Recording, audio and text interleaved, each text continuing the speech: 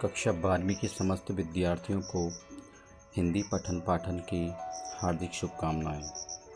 आज मैं रघुवीर सहाय द्वारा रचित कविता कैमरे में बंद अपाहिज के प्रश्नोत्तर लेकर प्रस्तुत हुआ हूँ, जिस को सुनकर समझकर विद्यार्थी स्वतः प्रश्न निर्माण में दक्ष हो सकेंगे। चलते हैं प्रश्न की ओर। प्रथम प्रश्न, कविता में कुछ पंक्तियां कोष्टकों में रखी गई हैं, आपकी समझ से इसका क्या औचित्य है? कवि ने कुछ पंक्तियां कोष्टकों में रखी हैं। ये कोष्टक कवि के मुख्य भाव को व्यक्त करते हैं। ये अलग अलग लोगों को संबोधित करती पंक्तियां हैं।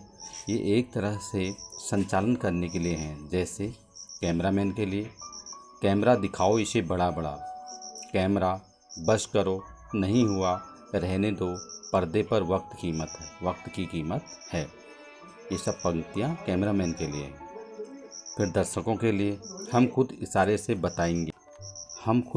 से बताएंगे क्या ऐसा? यह प्रश्न पूछा नहीं जाएगा।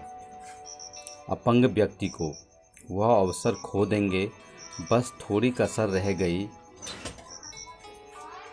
ये कोष्टक कविता के मुख्य उद्देश्य को अभिव्यक्त करने में सहायक होते हैं। प्रश्न नंबर दूसरा, कैमरे में बंद अपाहिज करुणा के मुखौटे में छिपी क्रूरता की कविता है, विचार कीजिए। जी हाँ, यह कविता अपनेपन की भावना में छिपी क्रूरता को व्यक्त करती है। सामाजिक उद्देश्यों के नाम पर अपाहिज की पीड़ा को जनता तक पहुंचाया जाता है। यह कार्य ऊपर से करुण भाव को दर्शाता है, परंतु वास्तविक उद्देश्य कुछ और ही होता है। संचालक अपाहिज की अपंगता बेचना चाहता है। वह एक रोचक कार्यक्रम बनाना चाहता है, जिसे देखकर उसका कार्यक्रम जनता में लोकप्रिय हो सके। उसे अपाहिज की पीड़ा से कुछ लेना देना नहीं है।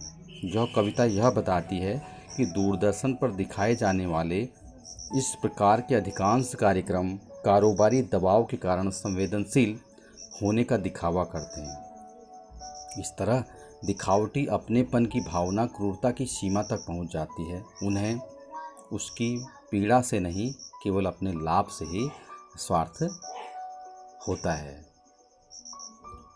तीसरा, हम समर्थ शक्तिवान और एक दुर्बल को लाएंगे पंक्ति के माध्यम से कवि ने क्या व्यंग्य किया है?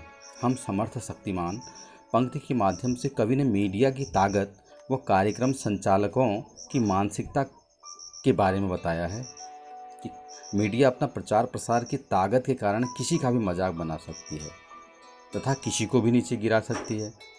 चैनल के लिए संचालक किसी की करुणा को भी बेच सकते हैं। कार्यक्रम का निर्माण व प्रस्तुति संचालकों की मर्जी से होता है। हम एक दुर्बल को लाएंगे पंक्ति में लाचारी का भाव है। मीडिया के सामने आने वाला व्यक्ति कमज़ोर होता है। मीडिया के द्वारा पूछे गए अटपटे प्रश्नों से ठीक व्यक्ति भी विचलित हो जाता है। अपंग या कमज़ोर व्यक्ति तो रोने लगता है। उसे कार्यक्रम संचालक की इच्छानुसार कार्य करना होता है।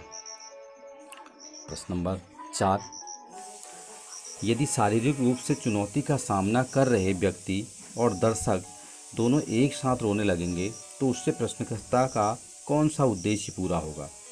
कार्यक्रम संचालक व निर्माता का एक ही उद्देश्य होता है, अपने कार्यक्रम को लोकप्रिय बनाना, ताकि वह धन व प्रसिद्धि प्राप्त कर सकें। इस उपलब्धि के लिए उसे चाहे तरीका कोई भी क्यों ना अपनाना पड़े। कविता के आधार पर यदि शारीरिक रूप से चुनौती का सामना कर रहे व्यक्ति और दर्शक दोनों एक साथ रोने लगेंगे, तो इससे सहानुभूति बटोरने का संचालक का उद्देश्य पूरा हो जाएगा। सहानुभूति मिलने से वह स्वयं को समाज का हितैषी समझने लगता है और इससे धन व यश मिलता है। प्रश्न नंबर 5, पर्दे पर वक्त की कीमत है कहकर कवि ने पूरे साक्षात्कार के प्रति अपना नज़रिया किस रूप में रखा है?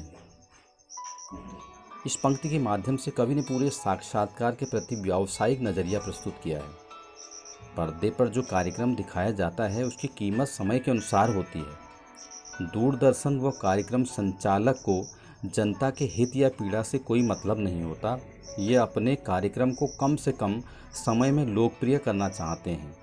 अपंग की पीड़ा को दूर नहीं किया जाता, अपितु उसके रोने या उसकी अपंगता को अधिक दिखाया जाता है ताकि करुणा को नगदी में बदला जा सके। संचालकों की सहानुभूति बनावटी होती है, उसे वास्तविक रूप से अपंग व्यक्ति या किसी अन्य शारीरिक रूप से अक्षम व्यक्ति से आत्मीय सरोकार नहीं होता। वो केवल अपने स्वार्थ के लिए, अपने लाभ के लिए ही ऐसा करते रहता है, जिससे अपंग व्यक्ति अपनी पीड़ा को ज़्यादा से ज़्यादा बयां कर सके और दर्शक उसे सराह सकें, उस चैनल की सराहना कर सकें। आशा करता हूँ कि सभी विद्यार्थी इन प्रश्नों को भली भांति सुन व समझ गए होंगे और वे इन्हें अपने शब्दों में अपनी उत्तर पुस्तिका में लिखने में समर्थ हो गए होंगे। इसी आशा से एक बार पुनः आप सभी का हार्दिक धन्यवाद।